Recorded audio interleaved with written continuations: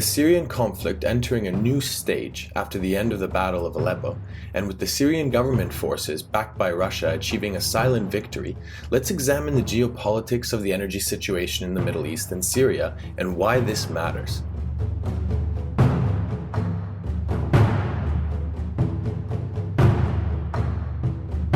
Syria itself is not a major energy producer in the region. However, its importance lies as a potential transit hub for energy suppliers like Saudi Arabia, Iran, and Iraq towards the thirsty energy markets of Europe. Notably, proposed pipelines of major energy projects would pass through Syria into Turkey and then enter the European grid. With the onset of the civil war in Syria, the proposed pipeline projects have all been put on hold and their future is unclear.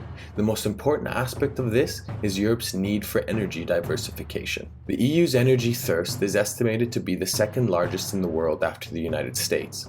Notably, some 70 to 80% of its energy requirements are satisfied by Russian gas and oil, piped in mostly through Ukraine. Disputes between Ukraine and Russia over energy first publicly surfaced in 2002 and culminated in 2009 when Russia cut supplies to Ukraine for a short period of time, setting off panic in European capitals. This made the issue of Europe's energy reliance on Russia more pressing. The subsequent civil war in Ukraine is also deeply linked to this relationship, but this will be examined in a later video, so please subscribe with the button below if you want to hear more about that. European leaders came to the understanding that Europe needed a more diverse energy environment. Backed by the United States, they sought to bring energy supplies, mainly from the energy-rich Middle East, into Europe. Syria's position as an important transit route elevated the need for an agreement with the Syrian government that would bring the supplies from the energy-rich Gulf in Saudi Arabia into Europe, bypassing Russia. A pipeline was proposed by Saudi Arabia and Qatar, backed by the United States, which would use Syria as a transit route. The pipeline would pass through Jordan, Syria, and Turkey before entering Europe. The Syrian government rejected the proposal. Syria's rationale for the rejection of the Saudi-Qatari pipeline was said to be to protect the interests of its Russian ally, which is Europe's top supplier of natural gas. A competing pipeline was also proposed, dubbed the Iran-Iraq-Syria pipeline, a natural gas pipeline running from Iran towards Europe via Iraq, Syria, and Lebanon, to supply European customers as well as Iraqi, Syrian, and Lebanese.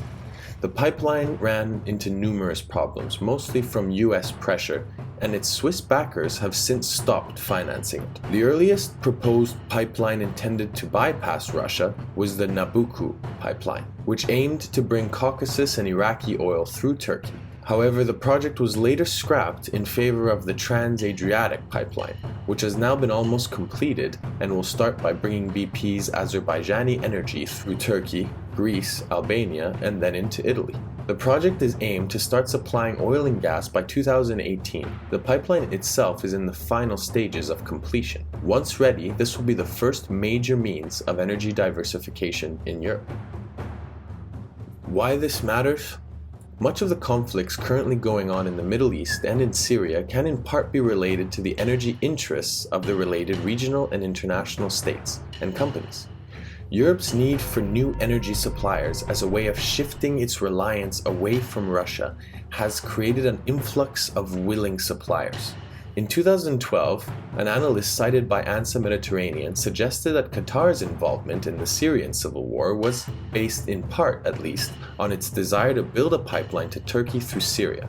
The discovery in 2009 of a new gas field near Israel, Lebanon, Cyprus, and Syria opened new possibilities to bypass the Saudi barrier and to secure a new source of income.